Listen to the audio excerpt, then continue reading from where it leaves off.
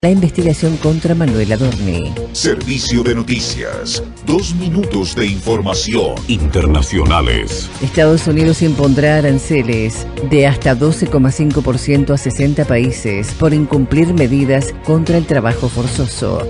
La administración de Donald Trump reemplazará los gravámenes temporales que vencen este viernes por nuevas tarifas sobre importaciones provenientes de sus principales socios comerciales. Quiniela Nacional Nocturna. Sorteo nacional nocturno perteneciente al día jueves 23 de julio de 2026. Décimo premio 4.582, noveno 6.024, octavo 4.695, séptimo 1.514, sexto 3.991, quinto 8.663, cuarto 5.237, tercero 6.307, segundo 795, primero 753. Esto fue Servicio de Noticias. 2 minutos de información a cada hora. En Onda Latina, paramos para comprar. Inicio espacio publicitario.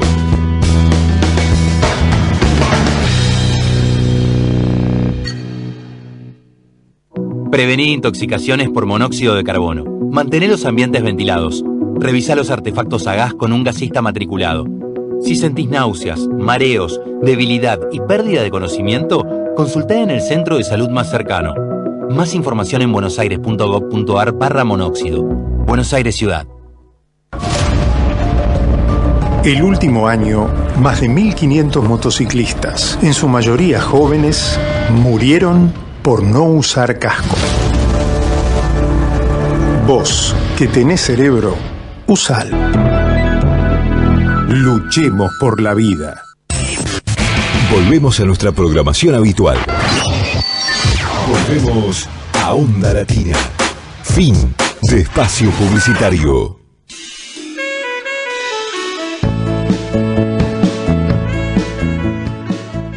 Crónicas barriales, arte y cultura en la ciudad. Declarado de interés cultural de la Ciudad Autónoma de Buenos Aires por la legislatura porteña en el año 2024.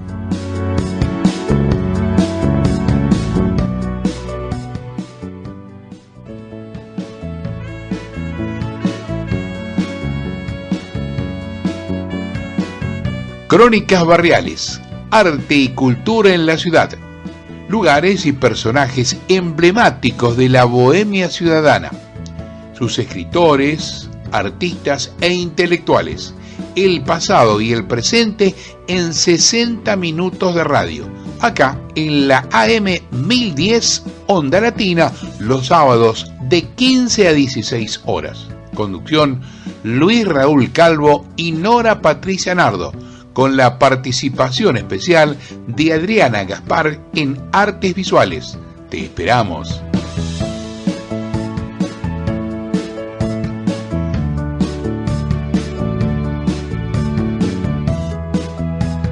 Acabamos de escuchar fragmentos de la versión instrumental de la canción La realidad del cine, Verité, de Luis Raúl Calvo, con arreglos musicales del maestro Oscar La Higuera.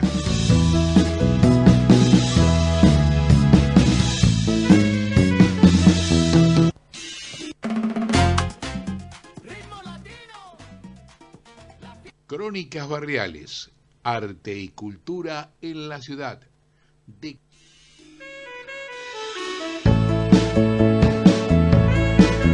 Hola, ¿qué tal? Buenas tardes, nuevamente acá en la M1010 Onda Latina, con Crónicas barriales, arte y cultura en la ciudad. Nos acompaña en la operación técnica Fabricio Guerrero, nuestros teléfonos 4372-2841 y 4372-3061. ¿Qué tal, Nora? ¿Cómo estás? ¿Qué tal? Buenas tardes a todas y a todos nuestros oyentes. Una inmensa alegría estar compartiendo acá Crónicas barriales, arte y cultura en la ciudad en AM 1010 Onda Latina con Fabricio y con vos, Luis. Muy bien. Bueno, comentarles a nuestras y nuestros oyentes que el martes que pasó, 21 de julio, llevamos a cabo el encuentro número 770 de la Liberty Café, nuestro espacio literario y de arte que venimos desarrollando hace muchos años, desde el año 1988. Fue una noche muy gélida, no hacía mucho frío, llovía, pero vino mucha gente, por suerte, siempre acompañando. Agradecemos, festejando también el Día del Amigo entre todos, amigo, ¿no? Que había sido el 20. Con buena poesía, con música, con artes visuales, la verdad que nos quedamos a comer, estuvo un encuentro maravilloso, que siempre invitamos a todos nuestros oyentes, siempre se acerca alguien nuevo siempre a compartir. Siempre llega alguien nuevo, que seguramente son oyentes, ¿no? Así que les agradecemos y seguimos invitándolos. El próximo encuentro va a ser el martes 4 de agosto, como siempre, 19-15 horas. El lugar es el Bar Notable La Dama de Boggini, que está en el pasaje Boggini 2281. Sí. En Pacheco de Melo, ¿no? Y Pacheco de Melo, sí. De Melo, es decir, atrás del Hospital Rivadavia. Tal cual. Así que bueno, los esperamos como siempre a todos en el cafecito, en el Liberty Café, para poder compartir entre todos buena poesía, música y artes visuales. Muy bien. ¿Y qué tenemos de callecitas de Buenos Aires? Bueno, tenemos una callecita que se llama como un gigante, ¿no? Víctor Hugo. Es un gigante. La verdad que... es una callecita que está en los barrios de Villa Luro, Monte Castro y Villa Real, ¿no? Mira, yo pensé que era un pasaje, no, es una calle. Bueno, decir del Víctor Hugo, que fue el creador de una obra literaria monumental, fue una de las personalidades más influyentes de la cultura y la política de su tiempo. A 220 años de su nacimiento, en aquel momento ya está 224, porque esta es una nota que realiza Argentina del gobierno de la ciudad, el gobierno argentino. Donde habla de su recorrido, su itinerario vital y creativo, y se detiene también en algunas de sus grandes obras literarias, grandes novelas. Nos dice Víctor Hugo en Los Miserables: en vano tallamos lo mejor posible ese tronco misterioso que es nuestra vida. La veta negra del destino aparecerá siempre. Detrás de su aparente fatalismo, esta sentencia guarda una de las claves del pensamiento del escritor francés. La liberación y la redención de la persona es posible, pero solo como resultado de la lucha consigo misma. Al igual que su personaje, Jean Valjean, de Los Miserables, el poeta supo también dar la batalla por su propia transformación humana y artística. Bueno, habían nacido el 26 de febrero de 1802 en la ciudad francesa de Besançon. Fue el tercero de 3 hijos varones del general del Imperio Napoleónico, Joseph Leopold Sigisbert Hugo y de Sophie Trebuch. Debido a los destinos militares de su padre, pasó su infancia repartida entre París, Nápoles y Madrid, donde asistió al colegio de San Antonio. Muy tempranamente y de forma autodidacta, Víctor Hugo dio muestra de su talento lírico. A los 14 años escribió en uno de sus cuadernos escolares: quiero ser Chateaubriand o nada. Un año más tarde, animado por un premio de poesía, decidió dejar sus estudios en matemáticas para dedicarse solo a la literatura. Tras la publicación en 1822 de odas y poesías diversas, comenzó a recibir una pensión anual, mirá vos, otorgada por el rey Luis XVIII, uno de los primeros lectores del Nobel poeta. La ayuda económica le permitió casarse ese mismo año con su amiga de la infancia, Adèle Fauchard, con quien tendría 5 hijos. Nada más ni nada menos. Así es. En 1823 la novela... Ve que era una pensión que le dieron muy importante, ¿no? Claro. Tal cual. Sí, sí. En 1823 la novela, en esos años también los grandes poetas y escritores eran reconocidos, ¿no es cierto? Sí, eran épocas en las cuales los mecenas se conseguían también las artes visuales, ¿no? Claro. En 1823 la novela de Jan de Islandia despertó poco entusiasmo entre los lectores, pero con ocasión de su publicación, Víctor Hugo trabó amistad con el escritor Charles Nodier, que fue quien lo introdujo en el grupo de Bibliothèque d'Artisanal, epicentro del romanticismo francés. Con apenas 25 años, Víctor Hugo revolucionó las convenciones del teatro con su obra Cranbert, en cuyo prefacio expone los principios de drama romántico en oposición a las concepciones aristotélicas clásicas vigentes en la época. Poco tiempo después el escritor se convertiría en faro para el movimiento romántico del que también formaban parte escritores como Alphonse de Lamartine, Alfred de Musset y Alfred de Vigny, entre otros. En 3 años publicó la edición definitiva de Odas y Baladas, 1828, y Los Orientales, 1829. En poesías, las obras teatrales Hernani, 1830, Marion de Lorme, 1831, y la novela histórica Nuestra Señora de París, 1831, también, con las que le dio vida a lo que tal vez fueron sus personajes famosos, el jorobado Quasimodo y la gitana Esmeralda. En 1841, Víctor Hugo pasó a integrar la Academia Francesa. Sin embargo, la política se fue volviendo su principal interés. Por influencia de su madre, fue en un comienzo un monárquico ferviente. En 1945 fue nombrado par de Francia, un título que denotaba su cercanía al poder real. En 1848 fue nombrado alcalde del 8º distrito de París y luego diputado por el ala conservadora. Durante las revueltas de junio de ese año, como alcalde de París, participó personalmente en la represión sangrienta de los motines obreros, comandando algunas de las tropas que arremetieron contra las barricadas revolucionarias. Terrible, después se arrepintió, más tarde reprobaría esa represión en la que había participado y comenzaría a alejarse de sus antiguos aliados y sus proyectos reaccionarios, porque bueno, así después se escribe. Y a veces entrar en política es complicado, ¿no? En este caso muy complicado, depende del partido. Como miembro de la Argentina, de la Asamblea Legislativa, pronunció en 1849 su discurso sobre la miseria.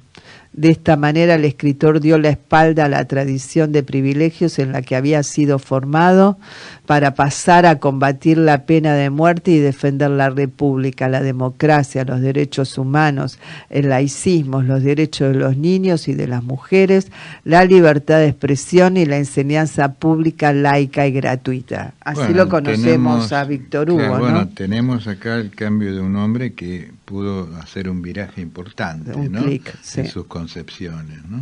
Esto es lo realmente significativo. En 1851, un autogolpe de Estado perpetrado por Napoleón III para perpetuarse en poder de Francia obligó a Víctor Hugo a exiliarse, primero en Bruselas y luego en la isla de Guernsey, en el Canal de la Mancha.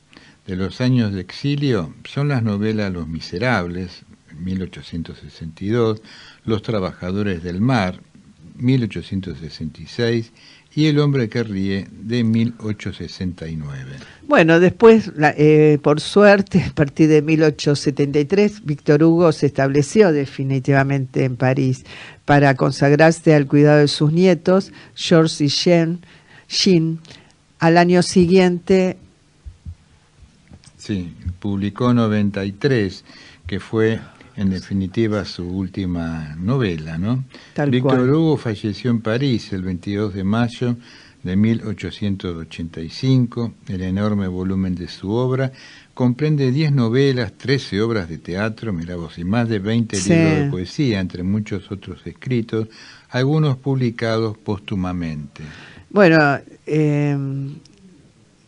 también es notable decir que su obra Los Miserables, luego de un largo y tortuoso proceso creativo de casi 16 años, pudo en 1862, durante su exilio en la isla de Guernsey, poner el punto final a los casi 1000 páginas de la que muchos no dudan en considerar la más profunda y lograda de sus novelas, Los Miserables, compuesta por múltiples historias entrelazadas y enormes personajes que se debaten entre un destino inexorable y sus libres elecciones. Muy bien. La obra contiene las grandes preguntas e inquietudes del ser humano: la justicia, el bien, el mal, el amor, la ley, la moral, la piedad, el progreso y la existencia de Dios. Fantástico. Bueno, así que si vamos caminando por las calles de Villaluro, Monte Castro y Villarreal, y nos encontramos con una calle que se llama Víctor Hugo, ya sabremos que nos estamos refiriendo a este gran escritor francés. Y vamos a ir al primer tema musical. Nos sigue acompañando este joven cantante de nuevo folclore argentino, Lisandro Machado, y vamos a escucharlo ahora en este tema que se llama Añorando, que lo hace conjuntamente con Rashid Aput. Adelante, Fabricio. Quiero invitar a cantar a un amigo de mi pueblo. Venga, Rashid Aput. Gracias, Lisandro, por la invitación. Que se venga la primera nomás.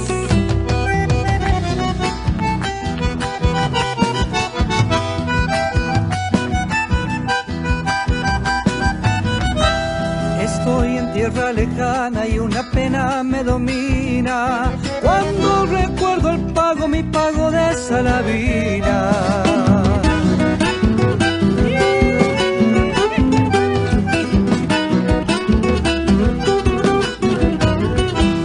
Mi ranchito ribereño, mi morterito añapero, mi linda majadita y de mi perro vejero.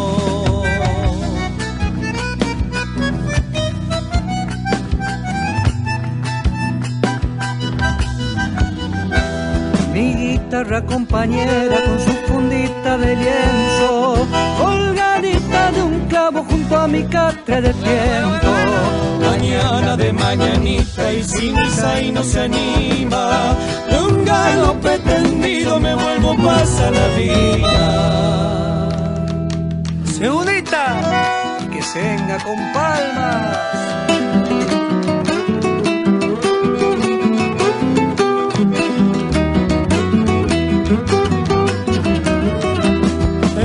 De algarrobales, sombritas de los aleros, se abre escucho de siesta los viejos viraleros.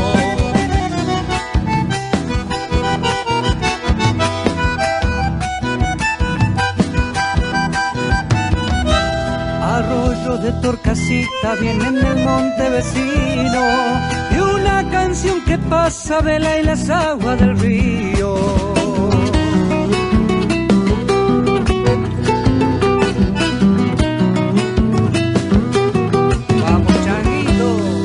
Se pata y la luna, tucu tucu las estrellas, plantitas de poleo van aromando la senda. Bueno.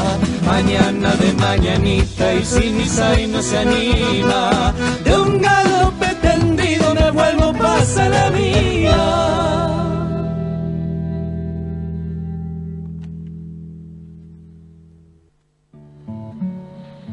Artes visuales, vanguardias y colectivos artísticos.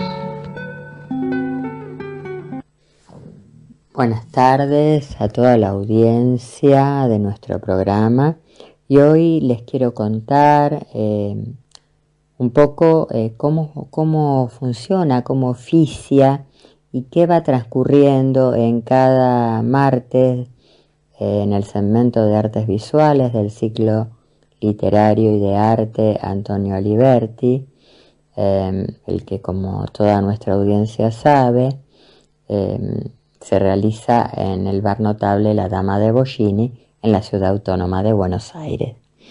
Bueno, como nuestra audiencia sabe y quienes nos siguen hace tanto tiempo, desde que empezamos con este proyecto del ciclo literario y de arte, tratamos de construir lazos para tejer redes entre los distintos géneros artísticos. Por eso siempre la música, la literatura y las artes visuales estuvieron presentes. En mi caso, que soy la encargada del segmento de artes visuales, les quiero comentar un poco todo lo que se viene trabajando hace décadas, ¿no? Desde muestra con artistas visuales, muestras colectivas con una temática determinada, charlas, debates, presentaciones de libros de artistas, incluso libros que también han trabajado entre poetas y artistas visuales, eventos de performance que hemos hecho en el ciclo La Liberty Café, espacio literario y de arte. Bueno, distintos formatos, ¿no? Siempre tratamos de ofrecer al público, porque como yo siempre digo, creo que es muy importante esta conexión del público con el arte contemporáneo, con el arte de nuestros días, ¿no? Con lo que está pasando en la actualidad. Y por ejemplo, creo que la performance es uno de los géneros que quizás más nos acerca a las realidades, a las distintas realidades que se viven en el mundo e incluso en nuestro país. Bueno, este martes 21 de julio, la licenciada y curadora Micaela Fernández de Arriba dio una charla muy interesante sobre el estado del arte, el arte en cuestión. Una charla que centró prácticamente en esta Bienal de Venecia, que está transcurriendo en estos momentos, Bienal que se inauguró en mayo y termina en noviembre. Una Bienal tan controvertida y tan atravesada por lo geopolítico, ¿no?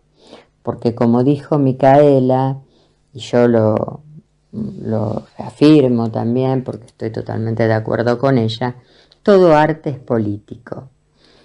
Y además creo, y esto lo digo yo, el arte siempre fue político, desde hace siglos, pero quizás en estos momentos del mundo contemporáneo, ya en el mundo moderno contemporáneo, el arte acentuó más estas cuestiones políticas que nos atraviesan como seres humanos. ¿Por qué? Porque el arte, y esto lo estoy diciendo yo, ¿no? Es portavoz de todas las situaciones que nos atraviesan. Entonces, de toda la realidad por la que estamos atravesando en el mundo, en nuestro país, en toda Latinoamérica. Entonces, no podemos separar el arte de lo político. Volviendo a la charla de Micaela, me parece que algo muy importante a destacar es cómo el público recibió con tanta atención, con tanto interés, interés que despertó ganas de saber más acerca de esta cuestión del estado del arte, ¿no? Y acerca de estas cuestiones que, por ejemplo, que fueron las que ella abordó acerca de la Bienal de Venecia, ¿no? Una Bienal realmente donde, bueno, transcurrieron muchas cosas, como por ejemplo que los jueces emitieron una declaración aclarando que no evaluarían a países cuyos líderes enfrentan orden de arrestos por crímenes de lesa humanidad ante la Corte Penal Internacional. Bueno, por eso decimos que todo arte es político, ¿no? Y bueno, además pasaron muchas cosas. desde la renuncia en bloque del jurado internacional, compuesto por 5 miembros, y bueno, y los premios serán evaluados por el público, ¿no? Algo que no es común. Varios de los artistas también se mantuvieron en solidaridad con el jurado.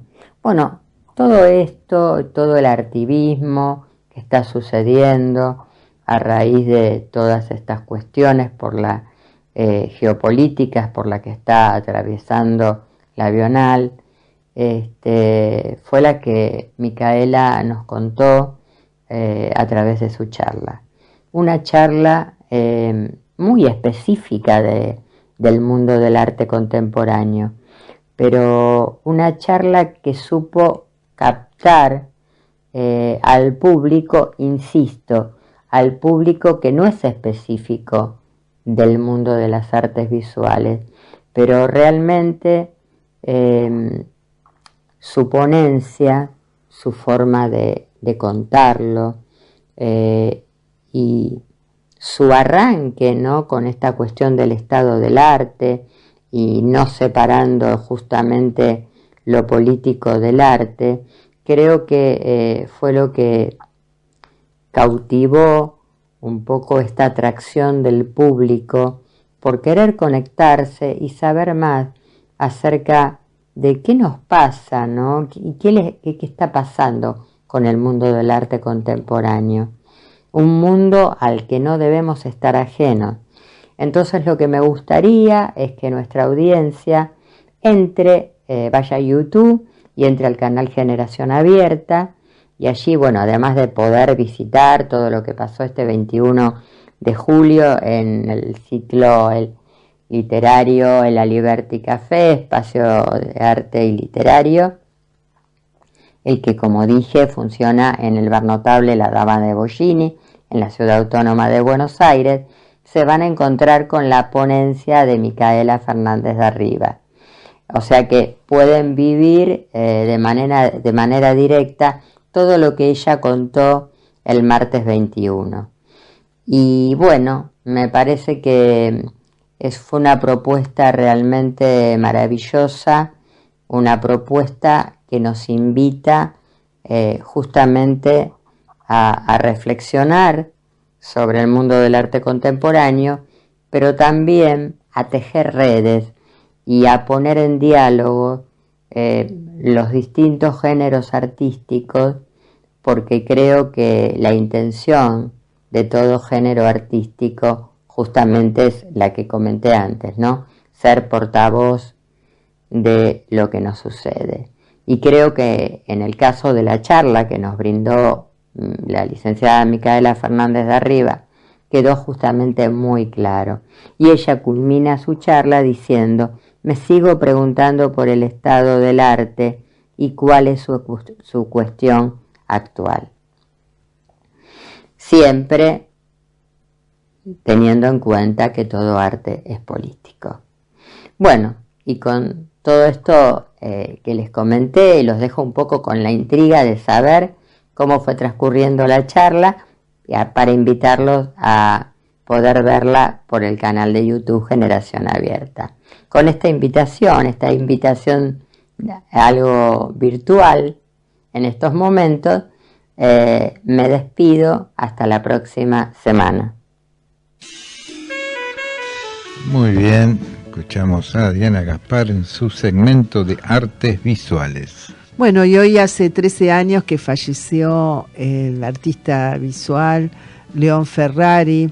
En el año 2001, tanto Pedro Gaeta, también artista visual, y acá Luis Raúl Calvo, poeta, le hicieron una entrevista que apareció en nuestra revista Generación Abierta, muy interesante. Sí, salió publicada el 1 de marzo de 2001 esta entrevista.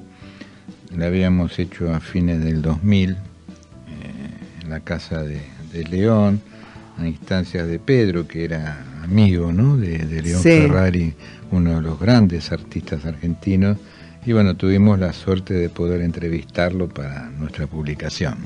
Así es, una de las primeras preguntas que ustedes inician la entrevista dice: si tuvieras que hacer una retrospectiva de tu obra, ¿qué aspectos considerás que han permanecido vigentes y qué cosas pensás que han ido cambiando? Él lo que dice es: lo que más me interesa de una retrospectiva es la última muestra que hice en el ICI en mayo, que más que un resumen es haber encontrado una forma de decir lo que pienso sobre Occidente en general. De las cosas que hice antes, no son muchas que descarto. Hice y sigo haciendo dos tipos de obras. Una obra que tiene una intención cuestionadora sobre religión, especialmente política, derechos humanos, y otra obra que puede llamarse arte libre. Es decir, por un lado, un arte que lleve a modo de comunicación racional, y por otro lado, un arte en donde no me interesa el resultado significante. Eso lo dejo a juicio y a la imaginación de quienes miran la obra. Le preguntamos también con Pedro Gaeta a León Ferrari: ¿esta actitud creadora ocurre en un mismo tiempo histórico? Sí, dice él, ahora mismo estoy haciendo unas obras que son escrituras, algunas tienen una intención pero otras no. Vos destacabas que lo que más te interesaba era tu última exposición, comentamos, y dice Ferrari: claro, de todas estas cosas que hice desde entonces, cuando empecé con las obras en los años 55 hasta el 63. En el 63 hice una primera obra con intención política que era una escritura deformada. Eran una serie de cartas a un general. En el 64 hice 3 otras obras con una intención crítica y en el 65 hice una serie de obras sobre el Vietnam. Después, ya a partir del 73, me dediqué a los derechos humanos. Estuve en un organismo que se llamó Movimiento contra la Represión y la Tortura, en otro que se llamó Foro de Buenos Aires por los Derechos Humanos, donde estaba Noé Chitric, Mario Fernández, entre otros. Ahí publicamos un libro que se llama Represión y Explotación en la Argentina, con una tirada de 30.000 ejemplares. Esto fue en el 73 e incluía más de 100 testimonios sobre torturas. Qué excelente. Bueno, una de las últimas preguntas dice: ¿cómo trabaja el artista en este fin de siglo en relación a otras épocas? La diferencia de la hora con los 60 es que antes uno trabajaba con una esperanza, estábamos convencidos, y ahora no sé si hay esperanza. Estamos hablando del 2001, ¿no? 2000-2001. Claro. Yo trabajaba en el taller, dice Pedro Gaeta, con jóvenes que son macanudos, progresistas, pero uno ve que no se plantean tener esperanzas, como que están bloqueados. Lo que pasa, nos dice él, es que se ha perdido el entorno. Viven en un medio donde ven un montón de gente que perdió el trabajo, otros que tienen miedo a perderlo. Los artistas se terminan refugiando. Pedro Gaeta dice: conocí a León Ferrari en la década del 60, participamos juntos en muestras sobre Tereu, el cordobazo, en un homenaje al Che Guevara en 1967. Recuerdo una muestra en la SAP, que es la Sociedad Argentina de Artistas Plásticos. Dice: la mayoría de las muestras en esa época tenían un carácter político, de compromiso, de protesta, en la que todos mandamos pinturas, y León llevó un afiche de Eva Perón. León Ferrari, dice Gaeta, es un precursor de lo que ahora se denomina instalación, trabajar con objetos, con material de desecho, con elementos extraplásticos. Ese día fuimos acompañados por una joven discípula de Pedro, Magdalena Mujica, artista plástica también, que comentó, dice: la obra de León Ferrari me interesó desde el punto de vista que era un latinoamericano en el siglo XX, por su forma de trabajar, por esto que dice, él que tiene Occidente, es decir, que tiene mucho que ver con la religión católica. Me interesó mucho el tema de las escrituras, sus palabras son legibles y en un momento se transforman en unos garabatos que son más expresivos, más profundos. Yo veo esto como muy latinoamericano en contraposición con lo occidental. Bueno, nuestro homenaje de hoy a nuestro querido León Ferrari, que nos dejara hace 13 años, pero como sabemos, su obra, su espíritu permanece hasta nuestros días, ¿no? Y permanecerá. Seguro, claro que sí. Y aquellos que quieran leer la entrevista completa, ingresando a www.generacionabierta.com.ar, ponen en la lupita León Ferrari y se van a encontrar, entre otras cosas, porque también hay una nota de Adriana Laurenzi sobre León Ferrari, pero también está esta entrevista que le hicimos en el 2000 a León Ferrari con Pedro Gaeta. Y ¿tenemos centros culturales? Tenemos centros culturales que tienen su historia, ¿no? Como, importante historia. Claro, porque eso es lo que resulta importante destacar de estos lugares acá en Ciudad Autónoma de Buenos Aires, ¿no? Cómo nacen, cómo crecen y cómo se van desarrollando a lo largo de los años cuando hay un convencimiento, ¿no?, en el proyecto que los instó a poder iniciar, ¿no?, un proyecto de estas características, ¿no?, con un interés en generar un ámbito que sea propicio para que los vecinos del lugar y no tan vecinos puedan acercarse y participar dentro de las instalaciones de diversos tipos de actividades, ¿no? Lo importante es esto, que perduran, porque bueno, comenzaron con este espíritu de resistencia, de transformación, de creación, pero no es que comenzaron y dejaron, sino que continúan. Y estamos hablando del Club Cultural Matienzo, que nació en el año 2008, como un sueño compartido de crear un espacio alternativo para la expresión artística en Buenos Aires, en un contexto post-Cromañón, y ellos lo comentan, ¿no? Sí. Traen este contexto, donde escaseaban los sitios seguros y accesibles para jóvenes creadores, donde 5 amigos visionarios decidieron generar cultura y de forma colectiva experimental y sustentable. Comenzaron, como decíamos, en el 2008, entre 2008 y 2009, un grupo de 5 amigos emprendedores, fotógrafo, analista de sistemas, socióloga, chef y abogado, inauguran este Club Cultural Matienzo en 7 de noviembre, en Matienzo 2424 Colegiales, nace Radio Colmena y el espacio se convierte en epicentro cultural. Crecimiento exponencial de abrir un par de noches por semana a funcionar casi diariamente. El equipo crece de 5 a más de 30 personas y se organizan recitales, cine, teatro, muestras de arte, performance en la terraza con pileta Pelo Pincho. Esto fue de 2009 al 2011, de 2012 a 2013. Dicen que hay una profesionalización y mudanza, es decir, creación de un fondo de inversión cultural innovador con más de 20 socios vitalicios, mudanza histórica a Pringles 1249 en el barrio de Villa Crespo, un espacio 4 veces más grande con capacidad para 300 personas. De 2015 al 18, festivales emblemáticos como Amor o Nada, Festival Sub-30 de Teatro, Divergencia, Festival Nacional de Arte Transformática, Coorganización de Sismo 2016 y Comunes 2017, eventos internacionales.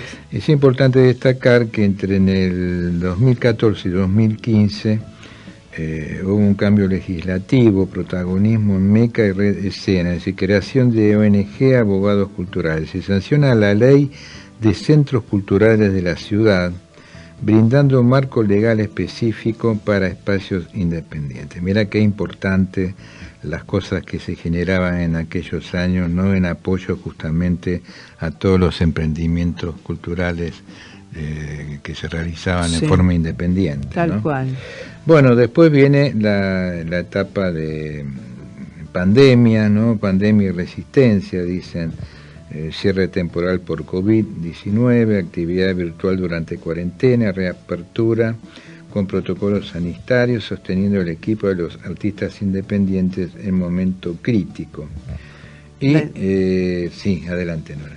No, en el 22-23, nueva crisis y despedida, los dueños del inmueble comunican demolición para torre de departamento, entonces la despedida simbólica de Villa Crespo, después de 9 años, el colectivo se organiza para buscar una nueva sede. Esto siempre pasa, ¿no?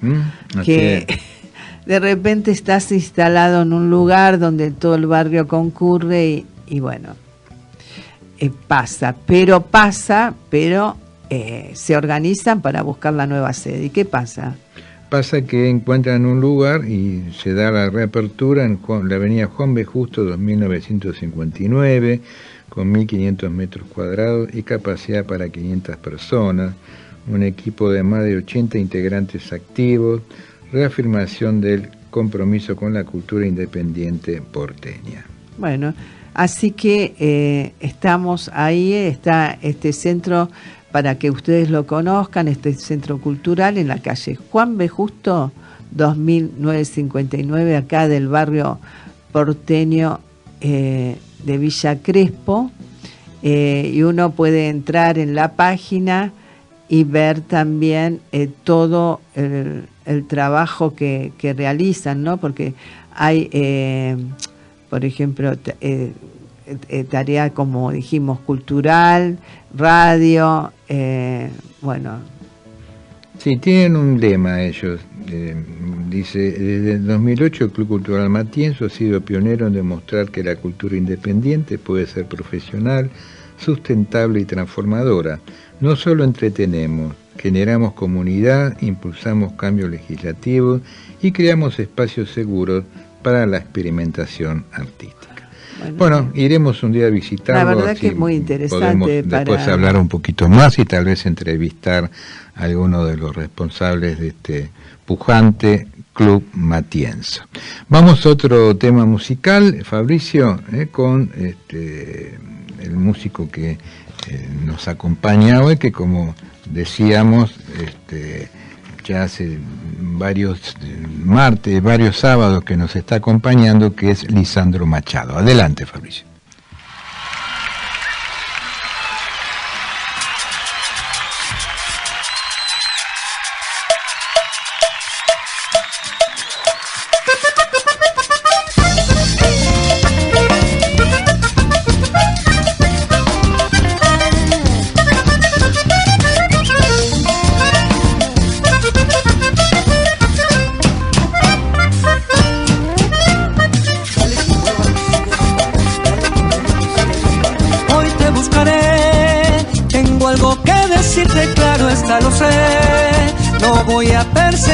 Pero ya sabrás que me dejaste enamorado.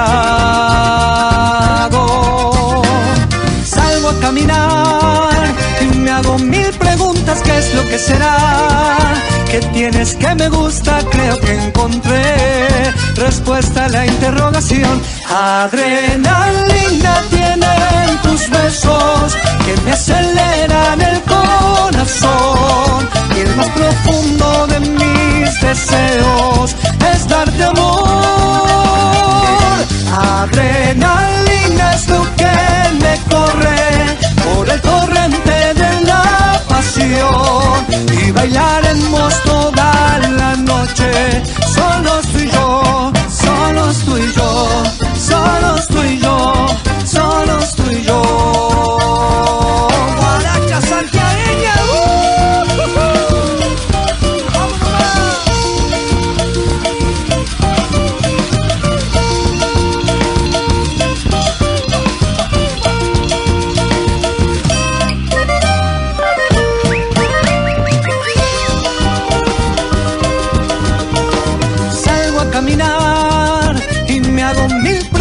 ¿qué es lo que será? ¿Qué tienes que me gusta? Creo que encontré respuesta a la interrogación. Adrenalina tienen tus besos que me aceleran el corazón, y el más profundo de mis deseos es darte amor. Adrenalina es lo que me corre por el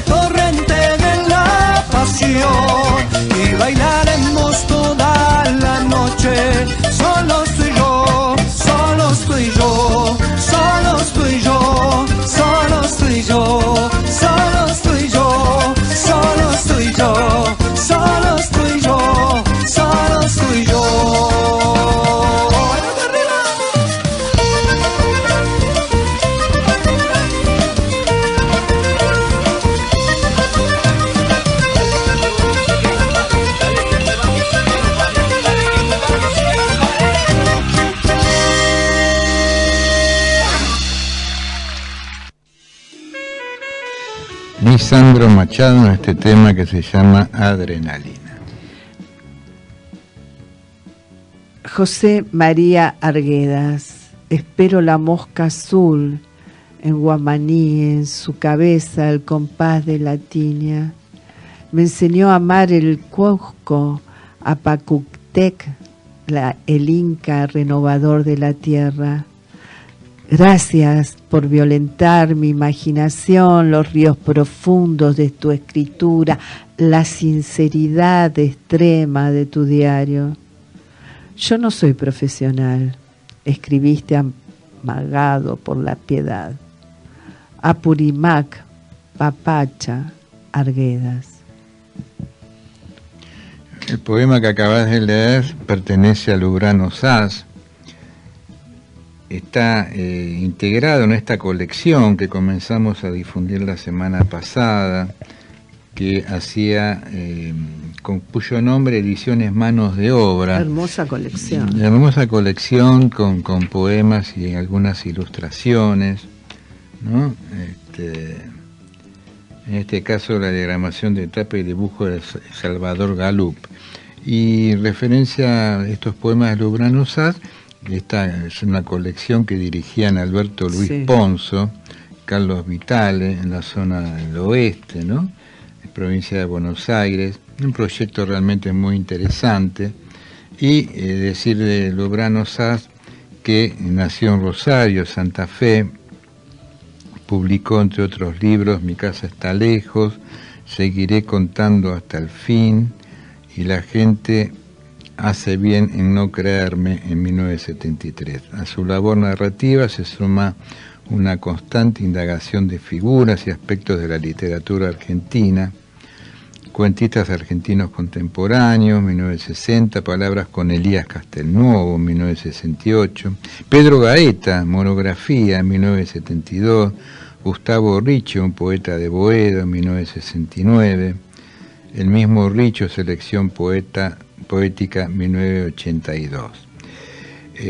Lubrano Saz nos dejó en el año 1999, figura en numerosas antologías y fue colaborador permanente en diversos diarios como Clarín, Propósito, Noticias Gráficas, La Opinión, La Prensa y revistas del país y de América. Vamos a otro poema de esta colección que incluye en este libro de Ediciones Manos de Obra, en este caso dedicado a Raúl González Tuñón. Es un manzano la mañana otoñal, inmóvil junto al río, guijarro y trilla. Juancito Caminador me habla de las chimeneas y ventanas de Francia, de aquella muchacha de voz cascada que dobló a Dolores del Río y a quien conocí cierta noche en el Edelweiss. Desde entonces todo transcurre como si ese hecho volvería a repetirse. Hay alguien que está esperando. Es un manzano la mañana otoñal. Agreden los recuerdos de párpados helados, hamacas en el llanto. Mencionas al cocotero azul, a Enrique, del cual dijiste un día, qué hermoso lenguaje el suyo, tu poema del vaparizo, nuestro viejo amor por Sherwood Anderson, hundiéndonos más allá de la húmeda pobreza o el viento. Es un manzano la mañana otoñal, una isla te espera en un sitio cualquiera. Raúl insumiso, traslúcido, hermano, adelantado, has vencido a la muerte con tu clara armonía. En un sitio cualquiera, una isla te espera. Hace unos días precisamente el periódico Transcartón, cuyo director es Víctor Páez, periódico de la Paternal, Villa Mitre y aledaños, con quien solemos reunirnos mensualmente por el famoso tema del cine teatro Tarico y los deseos de poder colaborar en su reapertura, ¿no? Como un importante espacio cultural para los vecinos de Villa Paternal, Villa Crespo y zonas aledañas, ¿no? Fíjate vos qué casualidad que sale en estos días una nota que había hecho en el año 2014 la querida escritora y periodista Aide Braslab, a quien tuve el gusto de conocer y tratar justamente por intermedio de Pedro Gaeta, que eran amigos. Y Aide Braslab era colaboradora permanente de Trascartón. Sí. Y publicó esta nota que se llama Seguiré contando hasta el fin, y dice Aide: se cumplen hoy 15 años de la muerte del escritor Lubrano Saz. Fue el último representante del grupo de Boedo, y según definió el poeta Roberto Díaz, hizo del cuento breve y de Buenos Aires una simbiosis perfecta. Muchos creían que su segundo apellido era el primero y que este era un nombre. No solo firmaba con ellos libros y artículos, para ser más conciso decía, sino también escritos dirigidos a personas cercanas y muy queridas. Pero Fernando Lubrano y Mercedes Saz habían decidido que su segundo hijo varón se llamara Máximo José. Nació en Rosario, Santa Fe, el 20 de mayo de 1913. Dice Braslab, empezó a publicar en semanario de esa ciudad, pero la circunstancia económica era muy difícil, y poco antes de cumplir 30 años, Lubrano se trasladó a Buenos Aires en busca de mejores oportunidades. Consiguió empleo en un estudio jurídico, donde como no tenía dinero para comprar una máquina, se quedaba después de hora para escribir sus cuentos. Así plasmó esa situación en el discurso. Golpeaba la Underwood 8 horas diarias, ¿te acordás de la máquina de escribir? ¿No? Sí, Underwood. 8 horas diarias, maldiciendo a cada rato esa labor improductiva y oscura de amontonar palabras. Sin embargo, a deshora, cuando quedaba solo, aprovechaba la misma máquina para escribir sus cuentos, un mundo alucinante, hecho a la medida de su corazón, dice, surgía de aquella simple mesa de trabajo. A Álvaro Yunque, bajabas de la montaña como un hombre después de realizado largo esfuerzo. Gran Padre, viento constante, escondías la serenidad extrema del que ha visto la alegría clandestina del recuerdo. Nunca superaste la muerte de Juan Guijarro y te golpeabas el pecho. La O es redonda, recobrada, y el caserón de la calle Estados Unidos resurgía imantado, de cobre como tu pensamiento, bañado por el sol invicto. Solo el mediocre negará tu escritura. Parto de amor, expresiones inviolables de conducta, resumieron la doble lección. Escribir es vivir inexorablemente. El silencio también es catapulta. Gran Padre, viento constante. Sigue la nota de Aide Braslab sobre Lubrano Saz, dice, estando todavía en Rosario había empezado a cartearse con Álvaro Yunque y Elías Castelnuovo, y en Buenos Aires se contactó directamente con ellos, quienes a su vez le presentaron a otros escritores como Leónidas Barletta y Roberto Mariani. Así se fue relacionando con el mítico grupo de Boedo, el que llegó a ser su más calificado defensor, según lo designó Castelnuovo. En 1954 su cuento Mi casa está lejos obtuvo mención de honor en un concurso organizado por la revista Esto Es, y su obra empezó a conocerse en los ambientes intelectuales. A fines de esa década fundó junto con otros escritores el grupo El Matadero, una de las revistas más importantes de los 60. Hoy en la Cultura lo tuvo entre sus colaboradores permanentes, y también, fíjate vos, Nora, integró el grupo Gente de Buenos Aires, que orientaban el poeta Roberto Santoro y el pintor Pedro Gaeta, y participó en la revista El Escarabajo de Oro. Qué bueno, ¿no? Todo el trabajo que hizo y qué bueno que lo estemos recordando y que también justamente lo estoy recordando, la revista que mencionaste. Sí, aparte, bueno, toda esta vinculación con todos estos otros escritores tan importantes, ¿no?, de estas décadas del siglo XX, ¿no?, las primeras décadas del siglo XX, que cuando hablamos del grupo de Boedo y de Florida, ¿no?, alumbraron nuestra cultura. El querido Roberto Díaz, que venía mucho a nuestro Café Montserrat a leer y también como espectador, dijo de Lubrano Saz: Lubrano Saz urdió su vida a la medida de sus sueños. Fue pobre hasta el final de sus días, pero esta pobreza material no le impidió crear un universo rico en matices, en veladas alusiones que plasman el drama de la existencia humana, su enigmática levedad y su contradictoria esencia.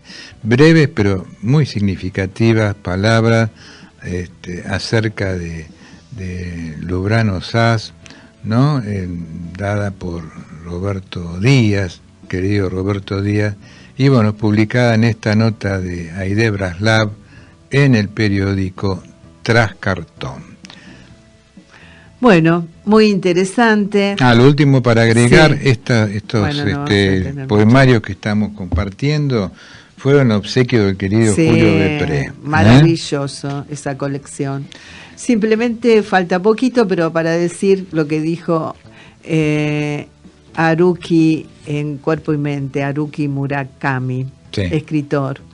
Cuando la tormenta termine, no recordarás cómo la atravesaste, ni cómo lograste sobrevivir. Pero una cosa sí es segura: no serás la misma persona que entró ella. Cuando estamos en medio de la tormenta, solo queremos que termine, que pase. Apenas conseguimos retener cómo conseguimos escapar de ella. Pero la realidad es que las crisis, las tormentas, los malos momentos son los que de verdad nos transforman. Esto lo dice, aparte agrega: es fácil caer en la trampa del positivismo extremo. Queremos que la vida sea brillante en cada momento, que sea buena, sentir más emociones positivas. Y así confundimos el optimismo con una ingenuidad que no nos hace bien. Porque la realidad es que tarde o temprano todos atravesamos una crisis, como dice Murakami, una tormenta. Bueno, muy importante esta reflexión de Murakami, y nos tenemos que ir yendo. Queremos agradecerle a Fabricio Guerrero por todo su apoyo y colaboración en la parte técnica. Quédense porque ahora viene Nueva Ola y algo más con muy buena música, y nos vamos hasta el próximo sábado. Recordando también a Sandra Chiodetti, que hoy cumpliría años, y nos vamos recordando que compartir los sueños... No, que la belleza y la memoria... Ya me cambié de día. Que la belleza y la memoria se deslizan por la ciudad. Deteniendo el vértigo. Muchas gracias.